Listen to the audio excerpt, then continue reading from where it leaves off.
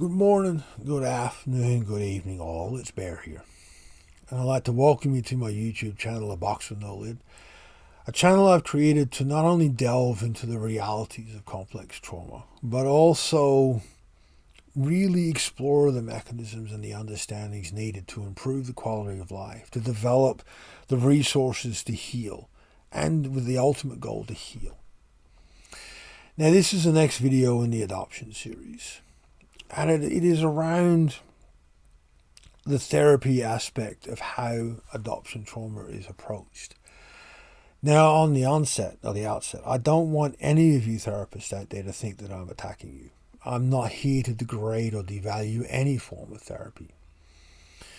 But, and it is a rather large but, after decades of advocating for the understandings needed, after giving evidence at Senate inquiries and talking to countless politicians, being on committees, and all the crap that I've done, not just here in Australia, but in other countries, in the US and in Canada, trying to get this understanding developed at the reality what removal trauma creates. Therapies now don't even come close to the understanding required to work with it. And as offensive or as button pushy as that is, I have to be honest, and the therapies don't, because of one fundamental understanding that I raised in the last video.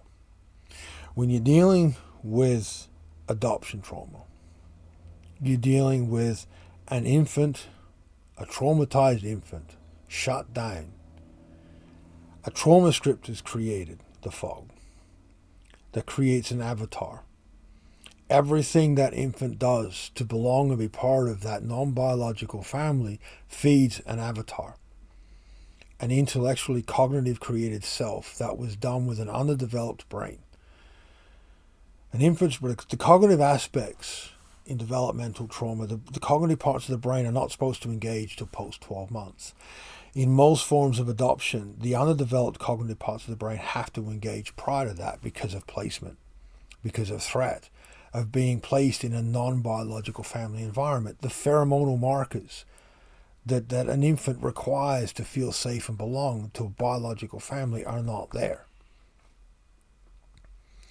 All the cries and screams, internally and externally, for a mother that never turns up are there.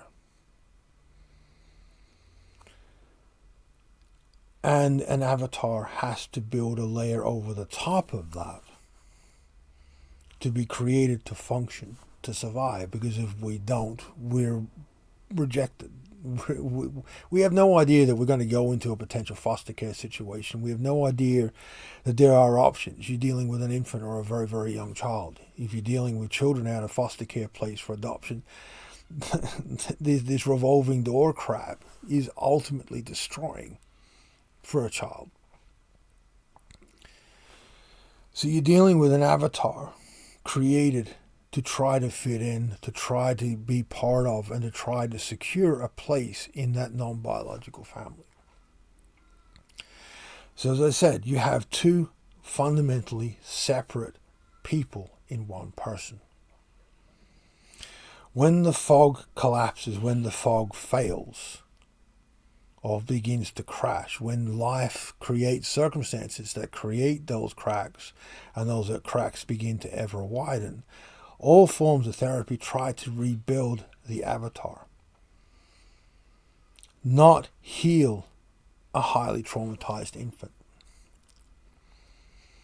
And that's why the majority of therapies do not touch this, do not heal this, do not address what needs to be done. And the majority of therapies do not teach therapists to be even aware of what they are dealing with when you are working with adoptees. And this is why the majority of therapies long-term fail. Yeah, you can temporarily prop up a collapsing avatar. You will never do it long-term. And then the prop up, then medications, usually antidepressants, and then antidepressants become antipsychotics. And it grows and grows and grows. where the focus is on compliance rather than healing. It doesn't work. The MDMA video that I posted up on my channel here, that's the basis where I think we can start to work with the folk. But the first step is the world needs to understand. And even adoptees ourselves, we need to grasp that we're dealing with two separate people inside us. We have the person we were when we were born and the person we learned to become in the adopted family. And what that creates within us when we're trying to heal and work with this stuff. The reason we cannot rebuild the avatar is because it's failed. We know that it will fail. We don't trust that it will not fail again. So, it's a never-ending battle. We need to work with ways to heal a physically, neurologically, biological required, all the requirements an infant in an adult body. That's very difficult. Why? Because of access. How do we get a therapy to access that infant self and grow that infant up literally within a person, within an adult? I do believe it's possible. I've seen aspects of this that can be amended and worked with this in indigenous communities. There are ways to do it, but we need to first understand, second, be open to discussing and exploring less, well, I hate to say using the word controversial because I don't see them as controversial, but reality ways of actually healing trauma. When you're dealing with MDMA, as I've said in the MDMA video, this is a way we can emulate what is done in traditional societies, where we can put the adult consciousness into an observer state. We can microdose to keep in that state, but become cognitively enough aware for the nervous system to engage with the physical environment. And we can start to work with and physically, experientially process infant removal trauma and all the traumas post that, to grow the nervous system up, to re-engage with the adult physiology. We can reunite that physical being into a whole person. I do believe it can be done. But there needs to be a lot of work in creating a safe way to do this. Because one of the greatest obstacles in this is there's going to be a hell of a lot of touch. And as we all know in the adult world, touch is taken out of context. Touch can open a hell of a lot of harm. Especially when you're creating therapies, to work in that construct. There'll be a lot of people that put the banner up and a lot of bad things could happen. So the question comes down to how. How do we bridge the gap between what needs to be done, the reality of what is required to heal, and actually heal? Hence doing these videos.